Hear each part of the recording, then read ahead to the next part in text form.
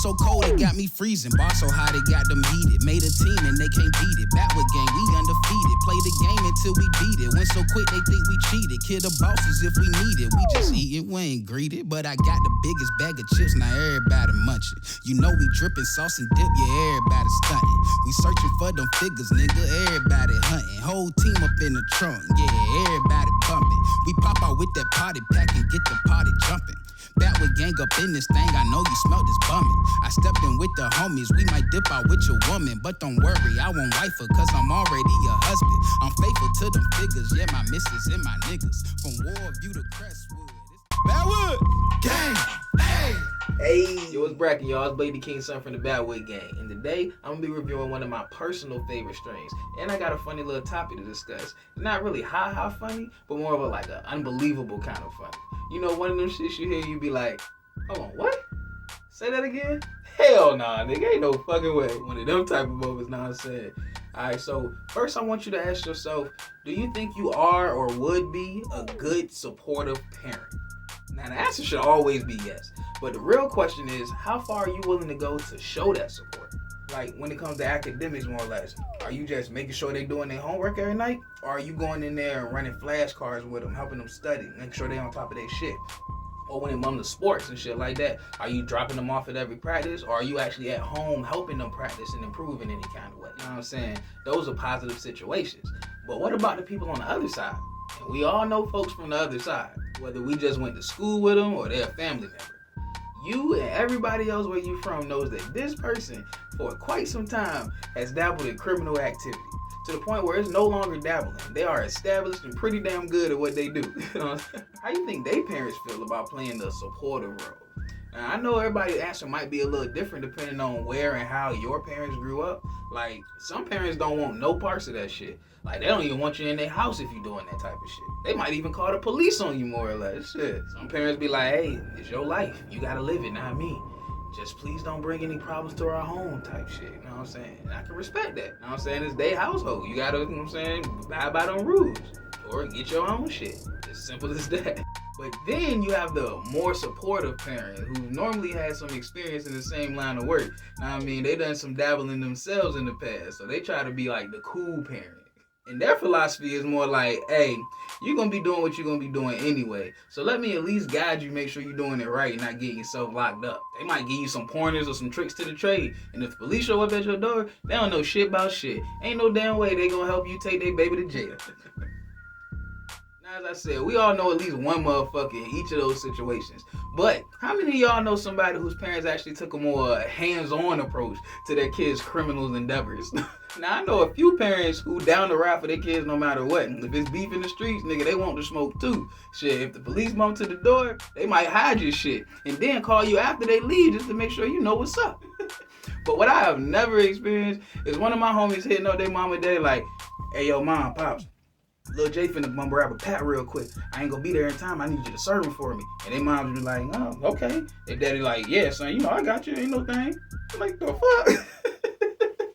That shit ain't never happened. If you've experienced that shit, you let me know. Well, in the case of John Michael Hakeem Gibson, the fuck, this nigga got 4 names.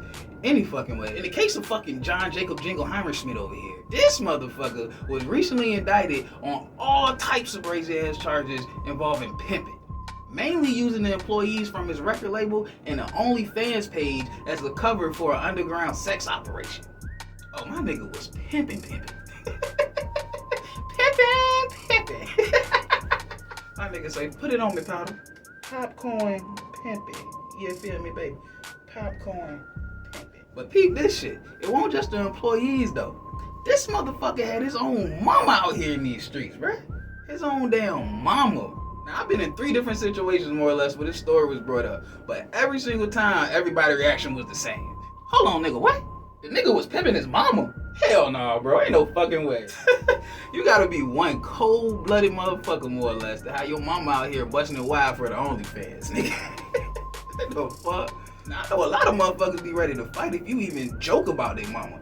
So what happened when this nigga get in an argument or something, and the nigga be like, nigga, that's why your mama a hoe? Matter of fact, what about the kids, bro? It's even worse for them. Imagine that shit. Nigga, shut the fuck up. That's why your grandma a prostitute, bitch. Imagine some kids saying that shit, bro.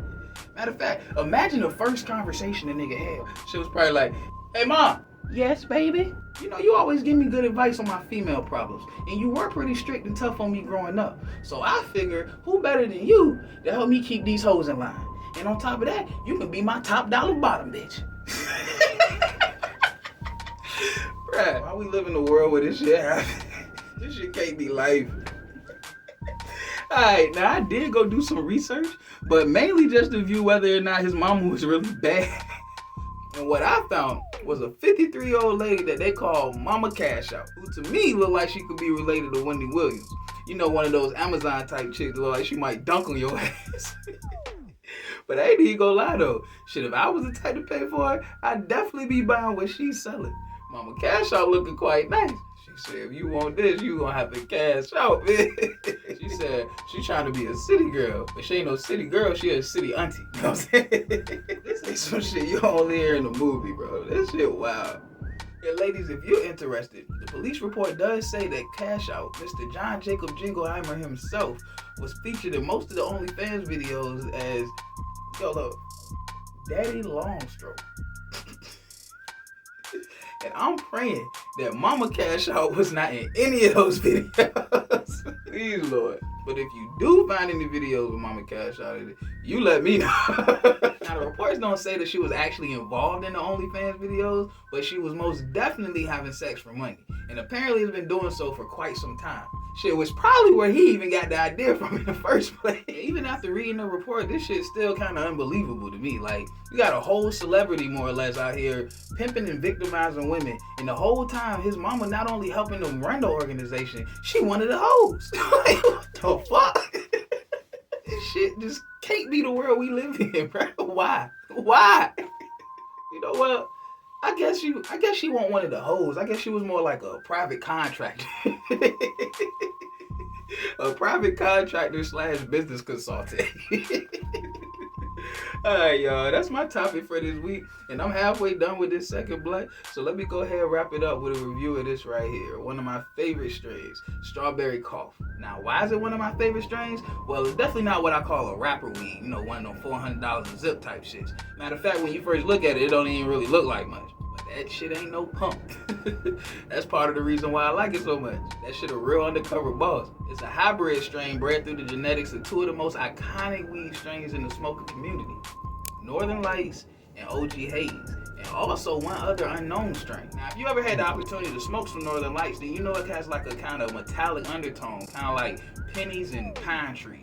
Well, this Strawberry Cough tastes like that, mixed with some fresh strawberry jam that somebody grandma just made. And that strawberry flavor is due to that unknown strain.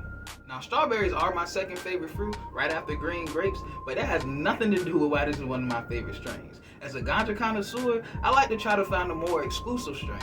And when it comes to weed, a real strawberry flavor is one of the hardest to find.